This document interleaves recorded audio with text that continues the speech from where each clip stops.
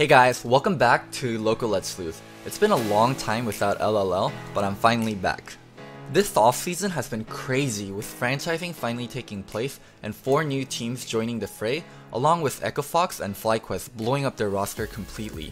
I'll be going over the 4 old guards and their rosters, TL, TSM, C9, and CLG, talking about my initial thoughts on them, their strengths and weaknesses, talking about who their key players are, who will really determine whether this roster does well or fails and crumbles miserably. To start off, let's go with my old team, Teamliquid.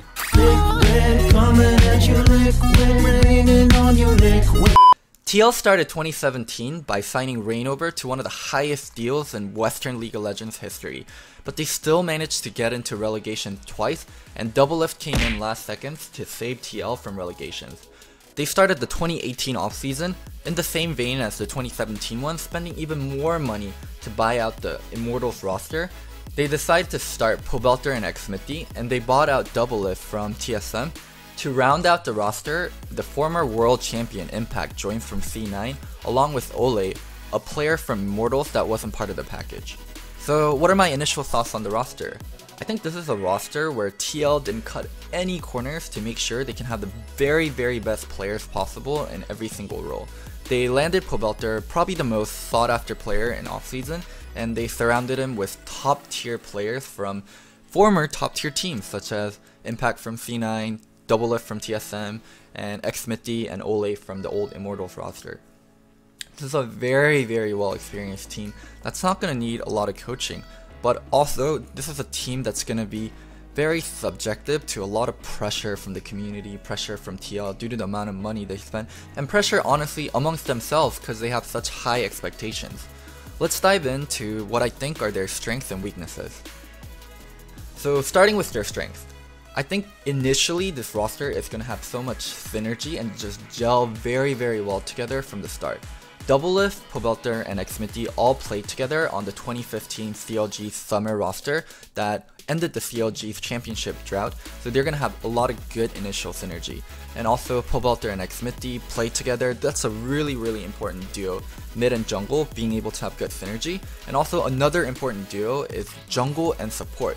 Jungle and support in professional play work really together and in tandem to get vision together to set up for objectives, and the fact that Ole and Xmitty spent majority of last year playing together is going to mean a lot. Another one of their strengths is their very high initial start point. Due to having just veterans in every single role that know what they're doing, that are very mechanically strong, and that also have tons of experience, this is a team I expect to be very strong from the get-go. They're not going to run into, oh, do we need to learn this part of the game, or oh, this person's not all the way caught up kind of problems at all. This is a team that will be very strong from the get-go. Also, this is a team with a lot of shot callers already built in. Doublelift, Impact, Xmitty are all very vocal players that have shot called on previous teams, maybe as the main shot caller, maybe as the secondary shot caller. I don't think this team is going to lack any kind of shot calling problems, which is something that a lot of the newer teams and newer rosters will struggle with. And lastly, this is a very well balanced team. A lot of super teams suffer from the problems having too much carries, especially between top and bottom. When there's too much carries in a single team in top and bottom, what happens is jungle really struggles on finding a side to play towards. And also mid is usually a very resource heavy role, but by having Pobelter who can play independently and who have shown repeated success playing independently, I don't think they're going to have any kind of problems there. This is a team that's going to have a very strong identity that can play top side, bot side. They'll be pretty meta proof in my personal opinion. Even for such an expensive and a star-studded roster, it doesn't mean this team doesn't come without weaknesses. One weakness that I can say is this team is pretty much at their ceiling. Their players aren't going to get much better. I feel like almost every player on their team is at their prime or nearing their prime. Another bad thing that comes with this team, and having so much big names together on Teamliquid, is there's going to be so much pressure from the community internally and also within the players themselves. They're going to expect themselves to do well. If this team starts slipping or they start performing badly, I think this is a team that can really crumble under the weight of pressure that's going to be all around them. That's not to say this team is going to do bad. I do think this team is going to do well, but that's something we do have to keep in mind with this roster. And also lastly, with players retiring so early in esports, somewhere around 25-26 range, a lot of the players on this roster are definitely on the older side. Doublelift, Xmitty, Impact, and Ole are definitely the older players in the league. They played for so long, and while I don't see them retiring anytime soon, it is getting to the age for most of them, so we'll see about that. Honestly, for this team, I don't think there really is a key player. Everyone is really strong in their role and well versed. I don't think it's going to be up to one player to keep this team together or keep it just functioning. One thing I do want to talk about is the potential future for this team. So Impact, by the end of 2018, will be naturalized. He'll become an NA resident in Riot side. So this team opens themselves up to get 2 more imports if they want. I think Doublelift, Pobelter are going to play for a long time, and they've shown that they can be top tier players in NA as NA players. That's huge. This team will be so future proof once Impact gets naturalized and Doublelift and Pobelter. I assume they're on long-term deals. I know Doublelift is on a 3-year deal. I know Impact is on a 3-year deal. I'm not too sure about Pobelter, but this is a team that will be very, very future-proof once Impact gets naturalized. As Jake gets older, and in my personal opinion, Ole is probably the weakest member of this team. He's the player that's the least meta-proof in a way.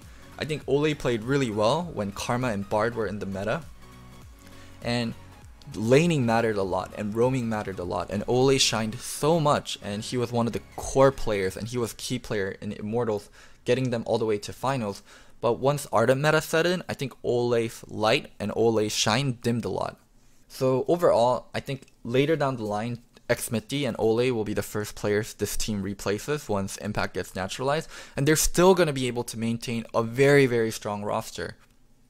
So I think the potential future for this team also looks really good. Some closing thoughts for this. If this team makes 4th again, Steve will literally buy out Faker. I mean, the memes will be off the chart if this team makes 4th. Personally, I don't think they're going to make 4th. I think their team is really, really strong. But with TL, you can never tell. And also, I was very surprised to see TL go this kind of direction for their roster, because they had a lot of young NA players that were very talented that they were developing, and they dropped all of them. Like, they basically hit a reset button for the last 2 years and just bought out the best roster possible.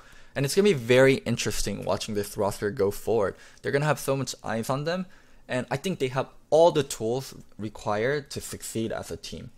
But this is a team, if it does fail, they're going to have so much scrutiny due to how strong the roster is and how much money that was spent on it. So I will be personally keeping a close eye on this roster, as I know a lot of the fans will and a lot of the analysts will. I hope you guys enjoyed this episode of LLL.